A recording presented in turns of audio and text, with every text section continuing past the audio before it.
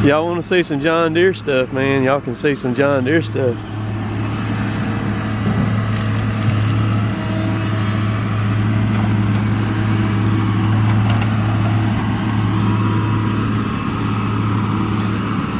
So he's got two 437Ds with pull-through D-limbers on them, running back to back. So a truck backs in the middle of them, in between them both right here, and then they both load the same truck at the same time. Both's got slasher saws.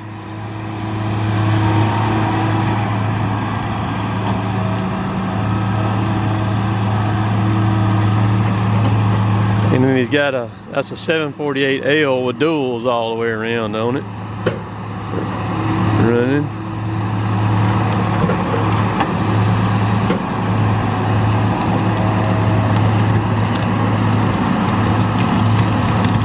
This is how we used to run, just like this right here, identical to this right here.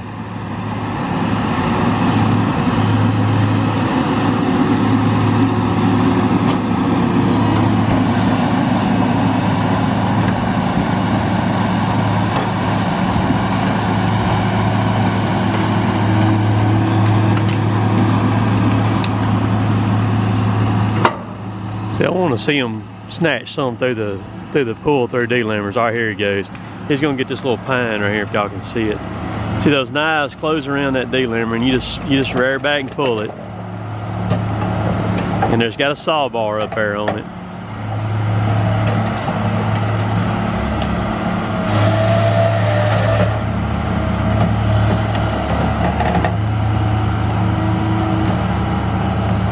And put it in the pile.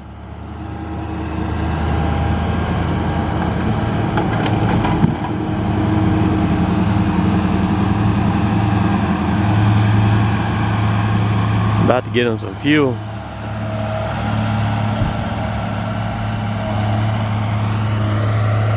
Got an old, I don't know if that's a 648 or 748 right there. Let's see.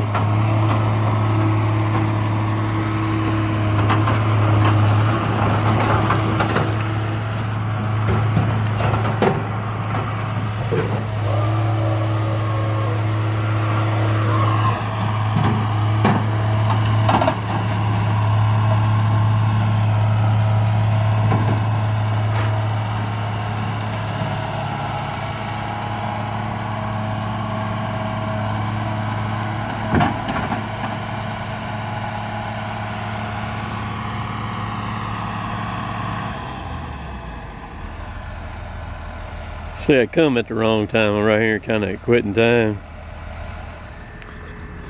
And this is what we used to cut with right here. 843, it wasn't an L though. We've got a set of those tracks just like those for 35.5s up there at the shop.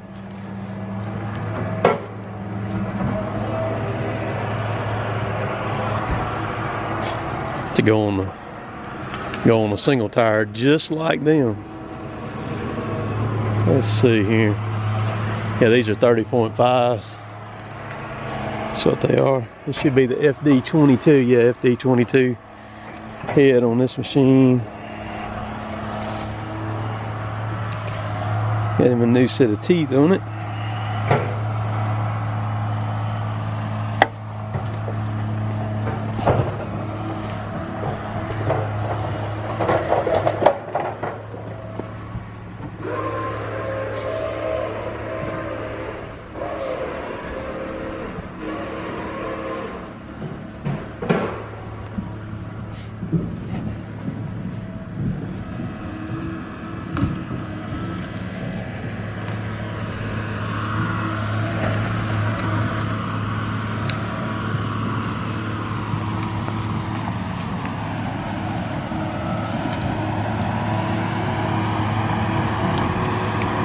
That fuel truck's got him messed up from normally catching that and flipping them trees up over that stack he's got right there.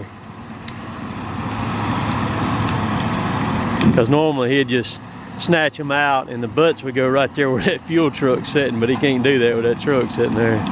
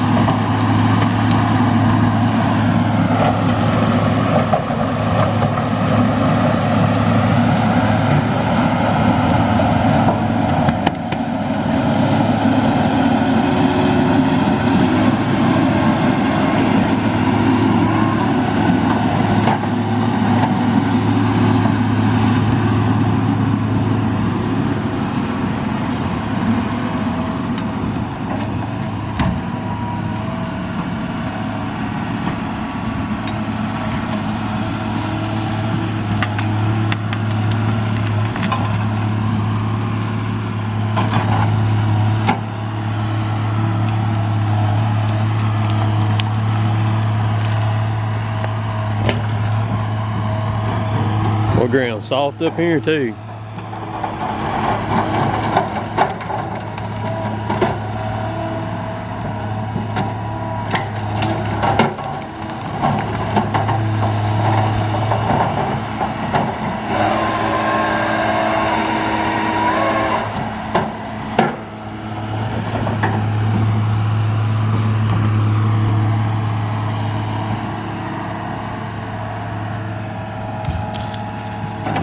Tell you what, those loaders and pull-through D-limbers right there, that's all together in one unit on the trailer. Those things are painful to move too, man. And especially when it gets wet like this right here, trying to move them around when you need to move to a different spot in the, you know, a different loading deck or something. They're tough to move.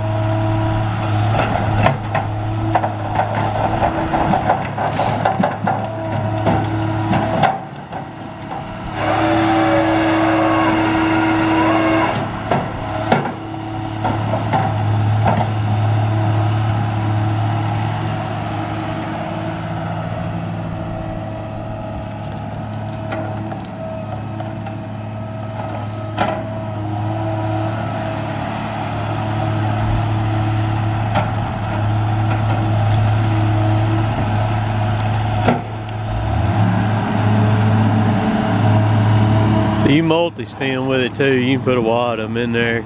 If it's like pulpwood and you're not really trying to show enough clean them up real good, you know.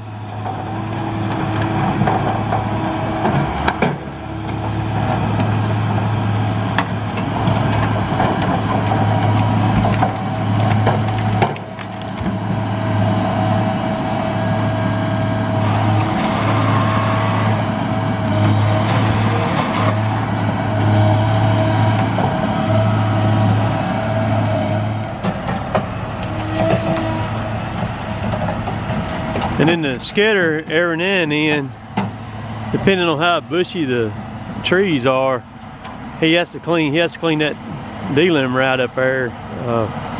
We've had it sometimes when it's been in stuff like this where you got these real brushy tops like this. Every time a skidder comes into you, he has to take a wad back with him.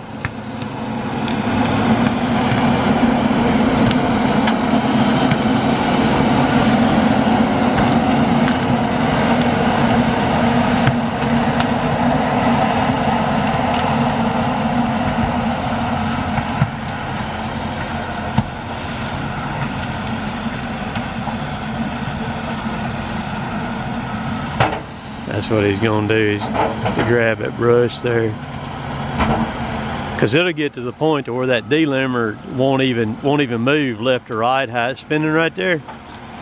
And also the pile will build up high enough to, like, when you go to pull a tree through it, the limbs will hit the pile that's out there in front of it, and it'll push that tree up in that delimber, and it won't even want to delimb that thing at all. I'm gonna show y'all his service truck over here. He's got two service trucks. That one that y'all see sitting over there, and he's got a real nice one over here on the road over here. It's got a crane and everything on it.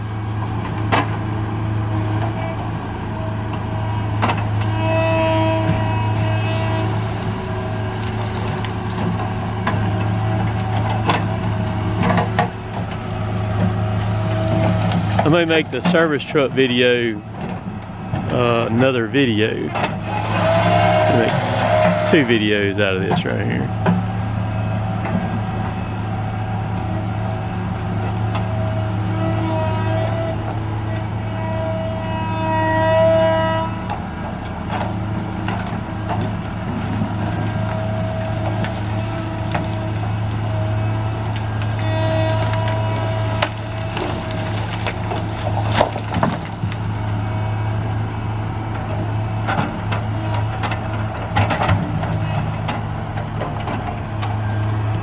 Boy, wood like this right here, you know, in that situation like that is tough on an operator.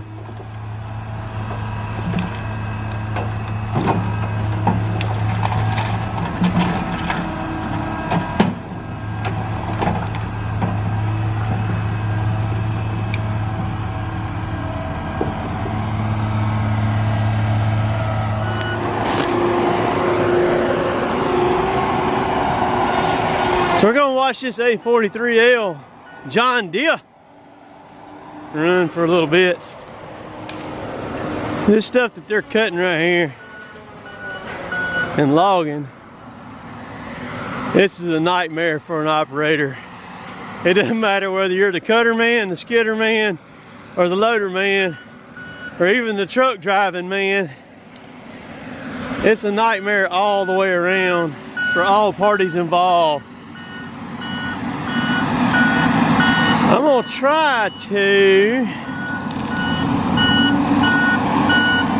get over if I can. I'm not sure that he knows I'm here behind him or not. So maybe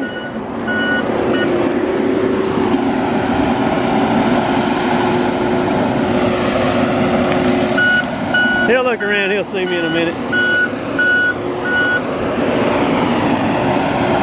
He doesn't see me now.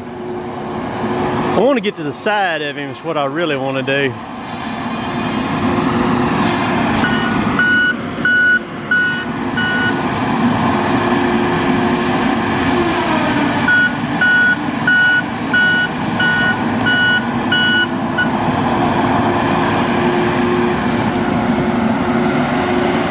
But I had never been around.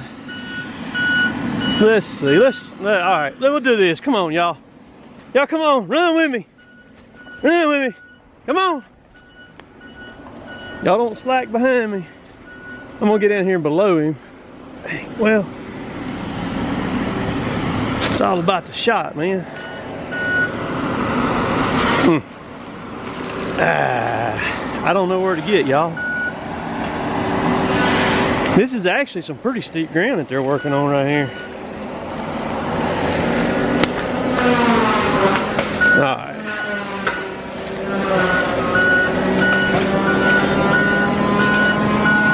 Let me cut this camera off. I'm gonna go.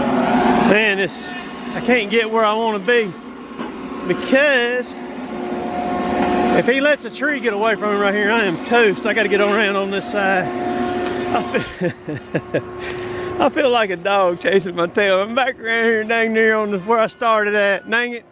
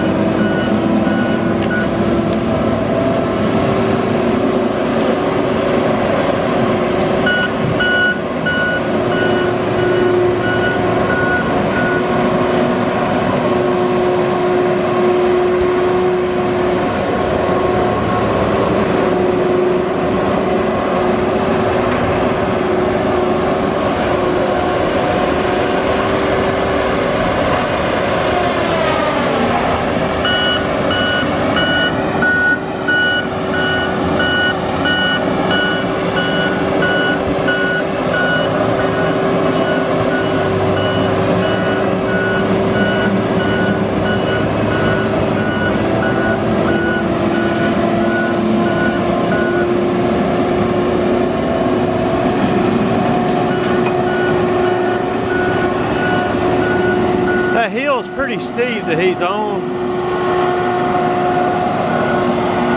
It's not long, but that son of a gun's short, choppy. And what he's having to do is, when he drives down that hill at that tree, the tree's standing on the hill like this, so the head, the top of the head is hitting the tree way before the disc, the saw disc, is hitting it. So when he gets in the steeper spots, you'll see the tree actually push the tree over a little bit, and then it cuts it, and then he has to grab it all at the same time.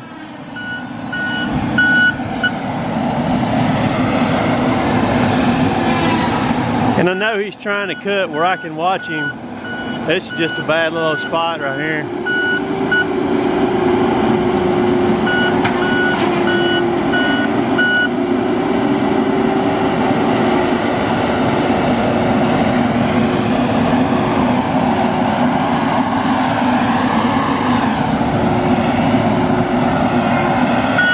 See, I don't know if y'all can tell how nosed over he is right there. See that tree pushing it? He just started hitting it, and now he's got to grab it, see?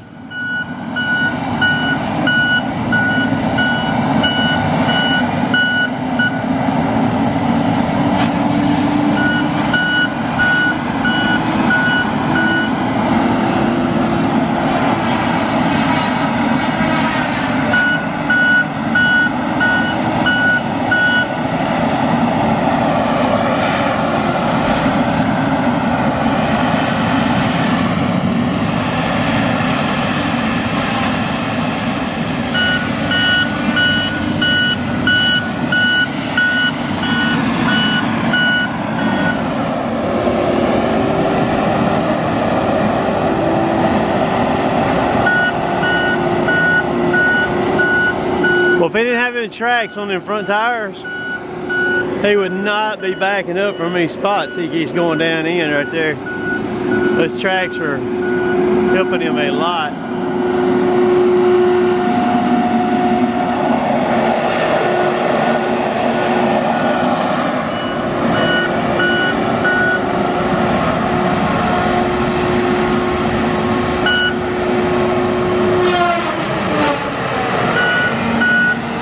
Hear that fan reverse?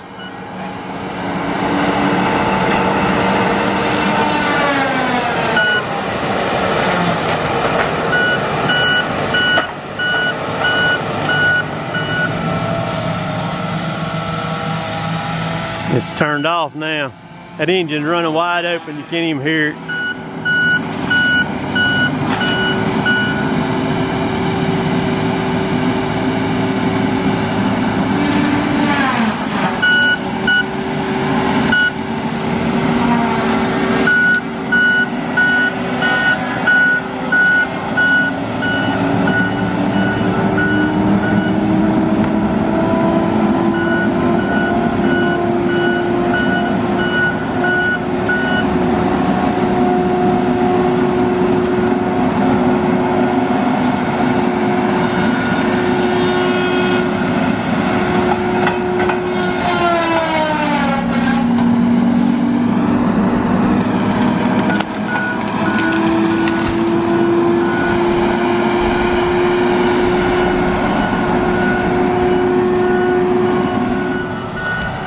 Talked to him for just a little bit there. Just thinking he just flipped that saw back on.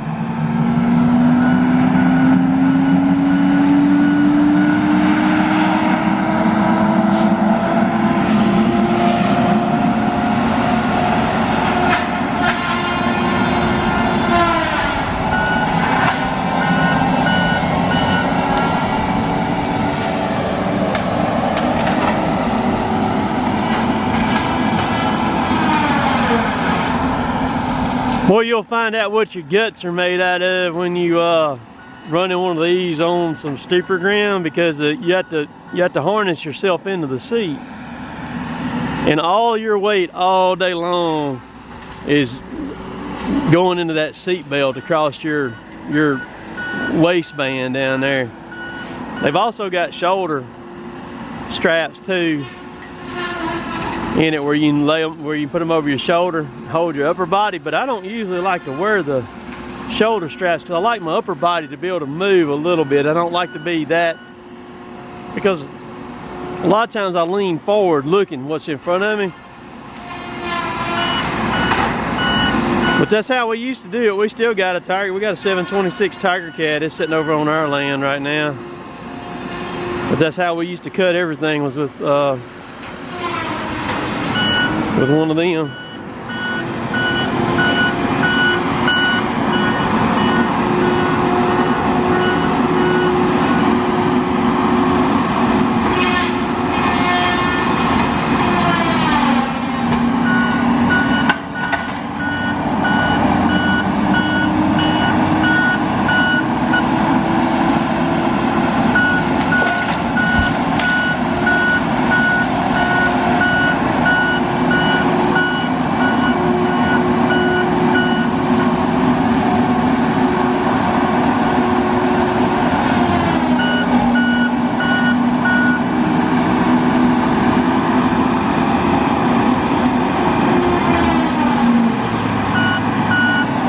That's a pretty decent oak right there, white oak. You see what he did? I do that too. Derek does it also. I think about all cutter operators that run the saw heads.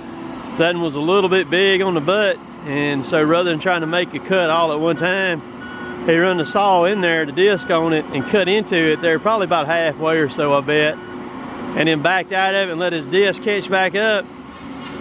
And then when you go through it, then you've already done cut halfway. You need to try to hit your cut though. That's the trick. You gotta try to hit your cut.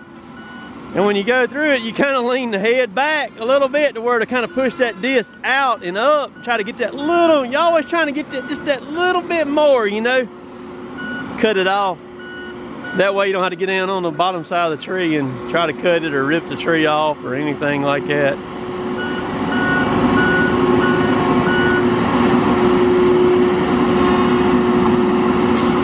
He's trying to wiggle himself where he can get to the right. He's probably going over there to that oak right there. That stump throwing him off though. Because see, the bad thing about those things is whichever way the machine tilts, that's the way the head is gonna do. So if you run up on a stump and you tilt that machine over that way, all of a sudden the head tilts over that way or the other way. So you can't make the head go left and right on it. And a lot of times, man, it messes you up really bad on those things like that right there.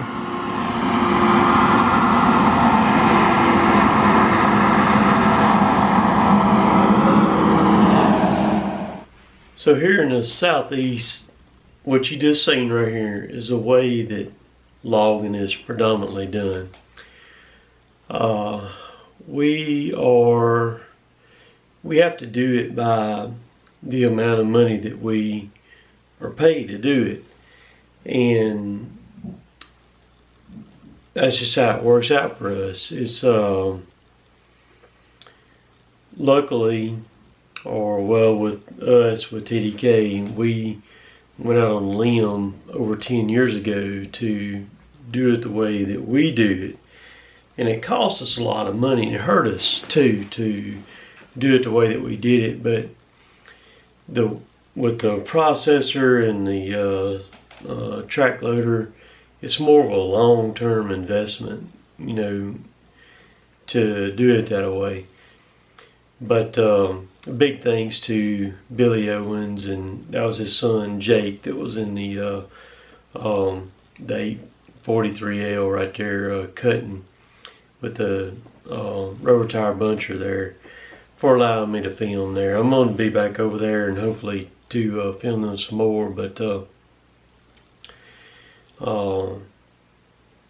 you can look at the videos, and you know, you can see the wood that they're fiddling with right there. It's just a, man, it's a struggle when you're having to cut stuff like that, and it's tough.